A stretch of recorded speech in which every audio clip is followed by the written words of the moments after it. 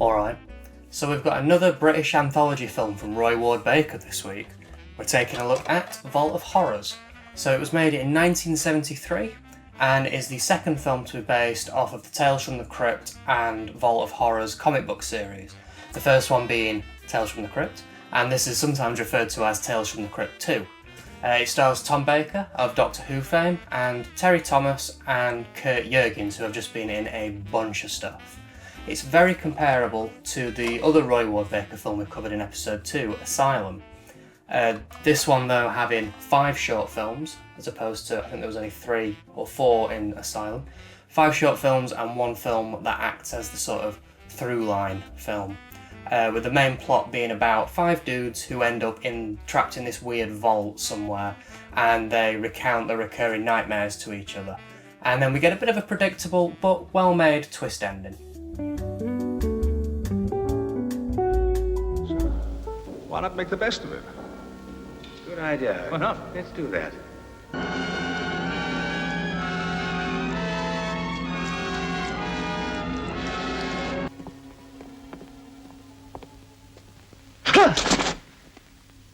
You're a stranger in town, aren't you?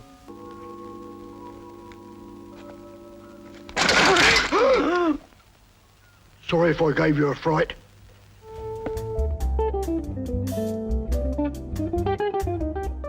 So the acting's pretty decent, everyone's fine, there aren't really any standout performances, but everyone does the job fine really. The film has got a fantastic feel to it, it's really comfy and cosy, and the sets have got a nice, warm, inviting feeling with nice soft lighting. Even the more like horror themed sets, like the graveyards and stuff, they come across as having more of a Halloween vibe than anything terrifying. So there are 5 films.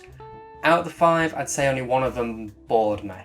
Out of the 4 good ones, 2 of them are focused a bit more on humour, I guess, and the other 2 are focused more on atmosphere and suspense. And the mixture's great, really gives the film a good pace. If you're here for gore, you're in the wrong place. This is definitely more of an atmospheric horror film. I was hoping it'd get as weird as Asylum gets, but it never quite reaches that height. Luckily though, the film still manages to create some fun little stories.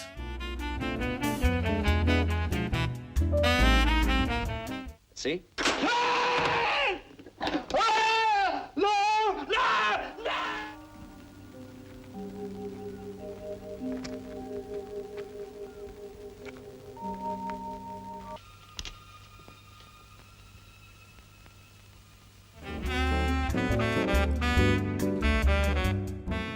And now for the print. It's fine really, it's a little blurry, we get the odd pop here and there and a few interlaced issues, but it's watchable for what it is, and the softer sort of aesthetic kind of adds to this sort of film. And on the disc, nothing new again. Galleries, filmographies, 3 repeated trailers. Instead of chapter select though, we get story select, so you can pick whichever short film you want and just watch that one, which is quite a nice addition.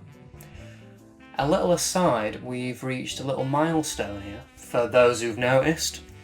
The first 19 films in the Vipco Screamtime Collection are in alphabetical order.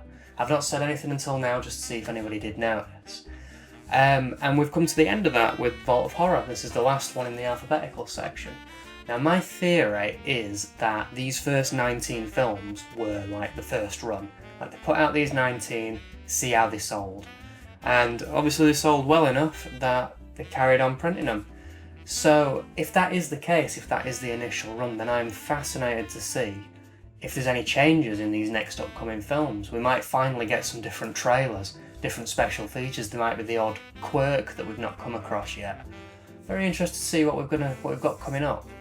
Another little thing as well, I guess, the alphabetical section begins and ends with a Roy Ward Baker film, with the last one also being where the other Vipco collection, the Vault of Horror collection, gets its name from.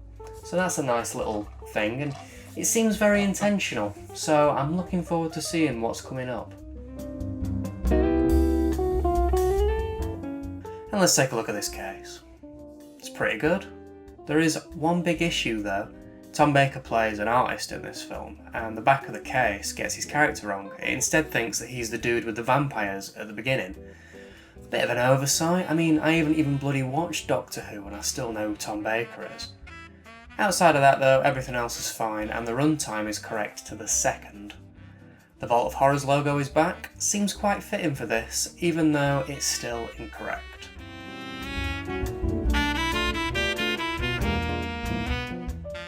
Overall then, I really liked this one. It was cosy and it was fun and it'd be great to pop on around Halloween. If you checked out Asylum and you liked that, or if you're a fan of things like Creepshow, then I'd definitely say give this one a go. If you're looking for the upgrade, then there's a couple of options out there all by Final Cut I think. There's just the Blu-ray of this on its own, and there's also a double feature Blu-ray with Tales from the Crypt.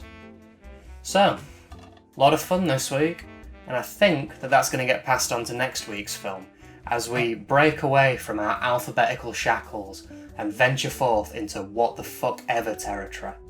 Because we're going to be checking out The Incredible Melting Man. Incredible.